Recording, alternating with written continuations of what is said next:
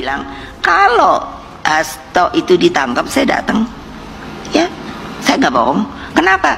Saya ketua umum, bertanggung jawab kepada warga saya. Dia adalah sekjen saya.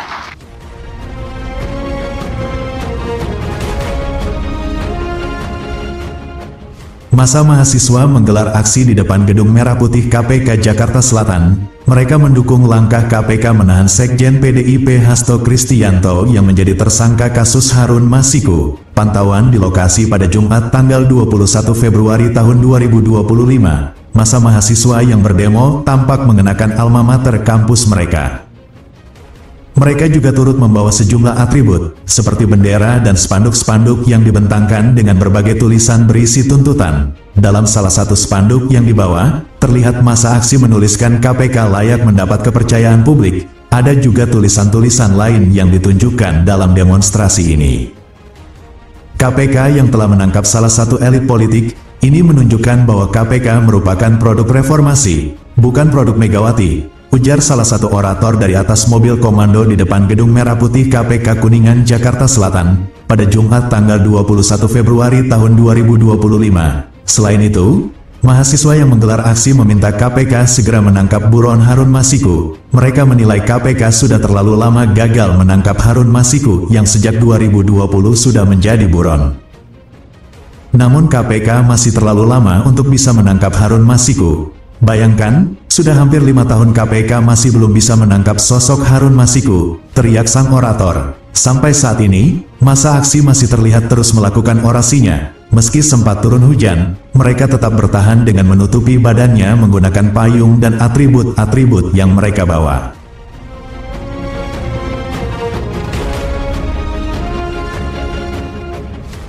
Ketua Komisi Pemberantasan Korupsi Setio Budianto menegaskan, pihaknya telah memeriksa total 59 orang saksi dan ahli dalam kasus korupsi yang menyeret Sekjen PDIP Hasto Kristianto. Selain pemeriksaan saksi, Setio menyebut penyidik juga telah melakukan upaya paksa penggeledahan di beberapa lokasi. Dalam penggeledahan itu, turut disita dokumen serta barang bukti elektronik.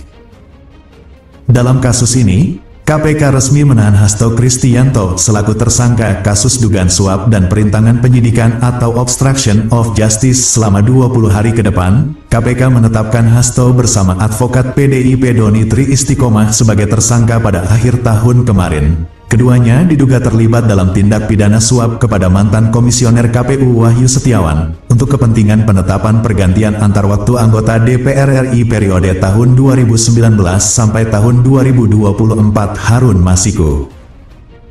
Selain Harun, Hasto disebut juga mengurus PAW anggota DPR RI periode tahun 2019 sampai tahun 2024 daerah pemilihan 1 Kalimantan Barat Maria Lestari. Selain suap, Hasto juga dikenakan pasal perintangan penyidikan. Hasto disebut membocorkan operasi tangkap tangan pada awal 2020 lalu yang menyasar Harun. Ia diduga meminta Harun merendam handphone dan segera melarikan diri. Hasto diduga juga memerintahkan anak buahnya yakni Kusnadi untuk menenggelamkan handphone agar tidak ditemukan oleh KPK.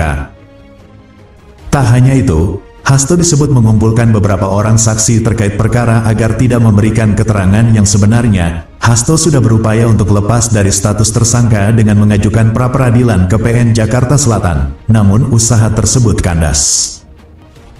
Dalam persidangan yang terbuka untuk umum pada Kamis tanggal 13 Februari tahun 2025, Hakim Tunggal PN Jakarta Selatan Juyanto menyatakan tidak menerima permohonan pra-peradilan Hasto yang mempermasalahkan penetapan tersangka di kasus dugaan suap dan perintangan penyidikan. Menurut Hakim, seharusnya permohonan dibuat secara terpisah. Atas alasan itu, Hasto mengajukan 2 permohonan pra-peradilan pada Senin tanggal 17 Februari kemarin.